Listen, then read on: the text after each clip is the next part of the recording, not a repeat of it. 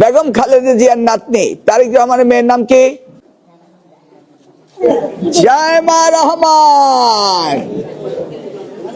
ওকে, তোমরা রাজনীতি করবা জায়মা রহমানের সাথে, তাই না? এক সময়ের দাপুটে শিক্ষামন্ত্রী, যিনি নকলের বিরুদ্ধে যুদ্ধ করে সারা দেশে রীতিমতো হিরো বনে গিয়েছিলেন, তিনি আজ কি করছেন? কেন ক্লাস 1-2 ছোট ছোট বাচ্চাদের সামনে গিয়ে হঠাৎ করে রাজনৈতিক নেত্রীর নাম মুখস্থ করাচ্ছেন? কেনই বা আবার সেই অভিশপ্ত অনলাইন ক্লাস ফিরিয়ে এনে শিক্ষা ব্যবস্থাকে খাদের কিনারায় ঠেলে দিচ্ছেন?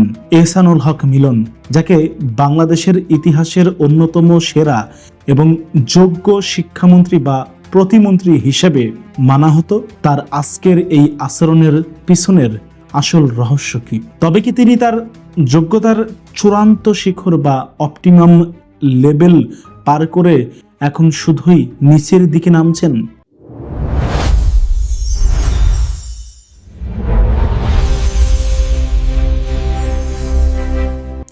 আজ আমরা মেলাবো 2001 সালের সেই বাঘের মতো গর্জন করা মিলন আর আজকের এই পদে পদে বিতর্কে জড়ানো মিলনের আকাশ পাতাল পার্থক্যকে।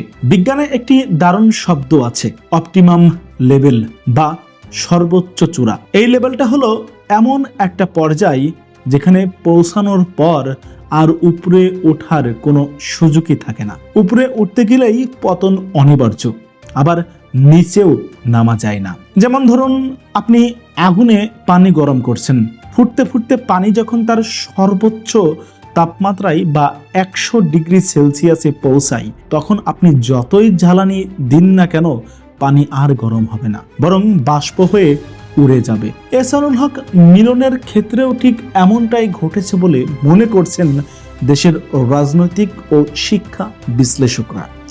একটু পিছনে ফিরে তাকাই, যারা 90 দশক বা তার আশেপাশে পড়াশোনা করেছেন তারা জানেন যে 1996 সাল থেকে 2001 সাল পর্যন্ত সারা দেশে নকলের কি ভয়াবহ এক উৎসব চলছিল। নকল যেন এক ক্যান্সারের মতো গ্রাস করেছিল আমাদের পুরো শিক্ষা ব্যবস্থাকে। এরপর 2001 সালে 4 দলীয় জোট সরকার ক্ষমতায় আসে। শিক্ষামন্ত্রী হন ডক্টর ওসমান ফারুক আর শিক্ষা প্রতিমন্ত্রীর দায়িত্ব পান আজকের এই এহসানুল হক মিলন।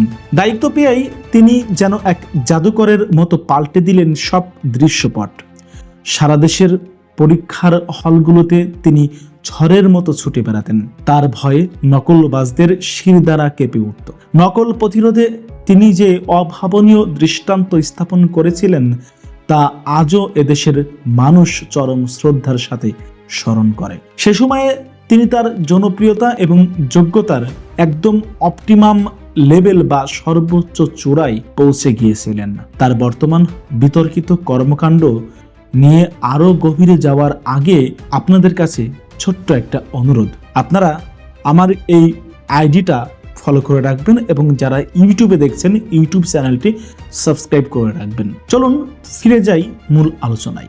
2006 সালের পর থেকে এহসানুল হক মিলনের জনপ্রিয়তার সেই গ্রাফটি আর উপরের দিকে ওঠেনি, বরং একটা নির্দিষ্ট সময় স্থির থাকার পর এখন তা ক্রমশই নিচের দিকে নামতে শুরু করেছে।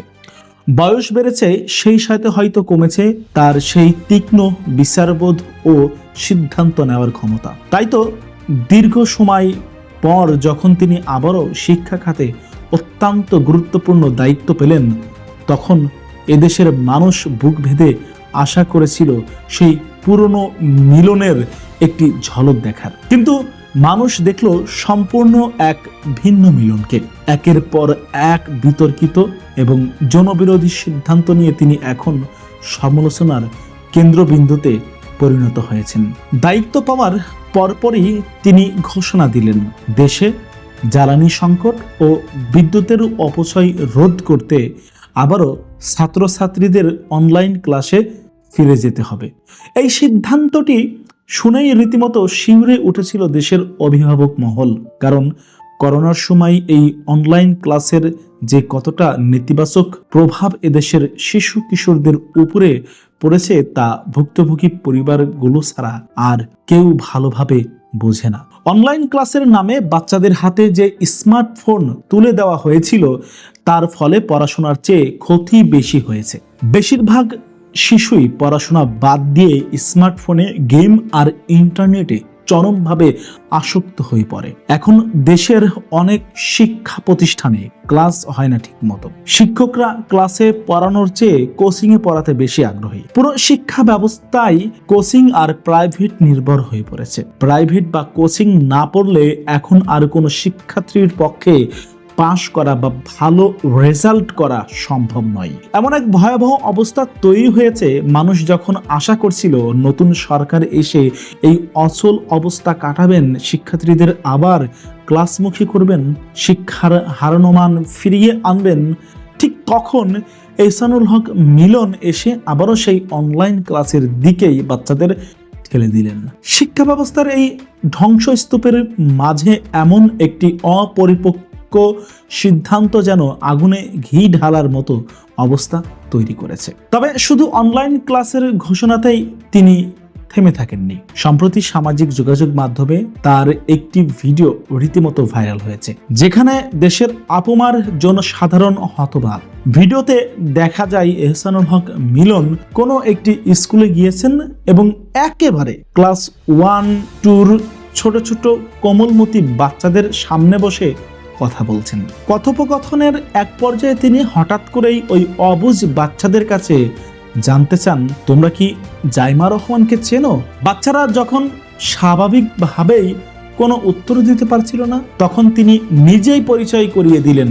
তিনি বললেন, জাইমা রহমান হলেন বাংলাদেশের সাবেক প্রধানমন্ত্রী বেগম খালেদা জিয়ার নাতনি এবং বর্তমান তারেক রহমানের মেয়ে।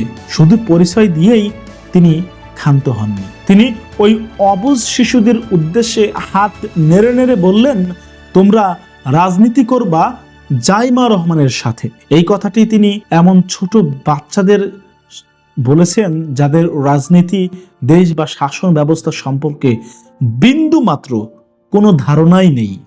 সবচেয়ে বড় প্রশ্ন হলো, একজন দায়িত্বশীল শিক্ষামন্ত্রী হিসেবে এমন আচরণ কতটা যৌক্তিক? তিনি জাইমা রহমানকে নিয়ে কথা বলতেই পারেন।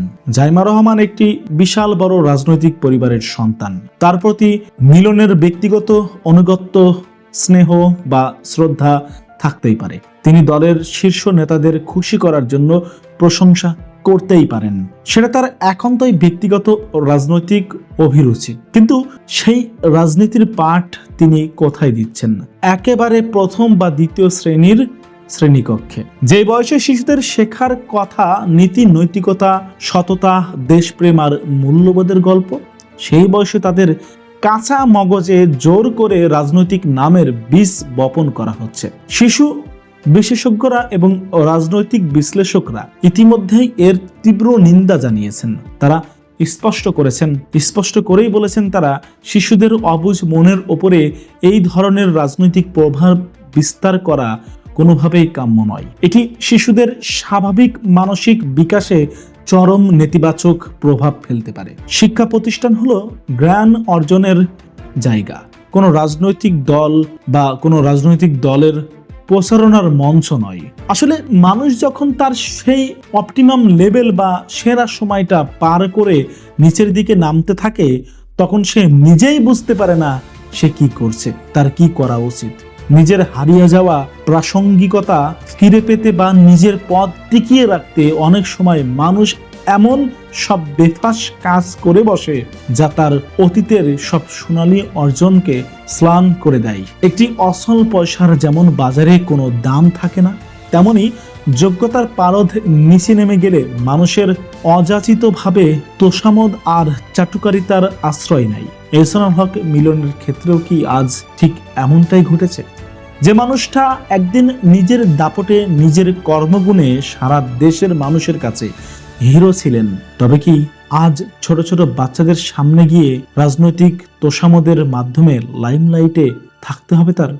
বাংলাদেশের মানুষ সবসময় একজন সৎ, যোগ্য এবং সাহসী এহসানুল হক মিলনকে মনে রাখতে চাই। সেই মিলন যিনি পরীক্ষার হল থেকে বুক ফুলিয়ে নকলবাজদের কান ধরে বের করে দিতেন, কিন্তু আজকের এই মিলন যিনি শিক্ষার মান উন্নয়নের বদলে শিশুদের রাজনৈতিক মগজ ধোলাইয়ে ব্যস্ত এবং অনলাইন ক্লাসের মতো চরম বিতর্কিত সিদ্ধান্ত নিচ্ছেন, তাকে এদেশের সচেতন নাগরিকরা কতটা মেনে নিবে তা সময়ই বলে দেবে। একজন যোগ্য মানুষের হাতে দায়িত্ব পড়লে জাতি যেমন আনন্দিত হয়, তেমনি সেই মানুষের অপ্রত্যাশিত আচরণে জাতি ততটাই হতাশ হয়। এহসানুল হক মিলনের বর্তমান এই আচরণগুলো সেই তীব্র হতাশারই এক প্রতিচ্ছবি। দর্শক, আজকের এই বিশ্লেষণ নিয়ে আপনাদের মতামত কি? এহসানুল হক মিলনের এই রাতারাত্রি পরিবর্তনের বিষয়টি আপনারা কিভাবে দেখছেন? তিনি কি সত্যিই তার সেরা সময় ফেলে এসেছেন, নাকি এর পেছনে অন্য কোনো সুদূর প্রসারী রাজনীতি কাজ করছে? আপনাদের মূল্যবান মতামত অবশ্যই আমাদের কমেন্ট বক্সে লিখে জানাবেন। আর আমাদের এই ভিডিওটি যদি আপনার চিন্তার জগৎকে একটু নাড়া দিয়ে থাকে, তবে ভিডিওটি সবার মাঝে শেয়ার করে দিবেন। ধন্যবাদ।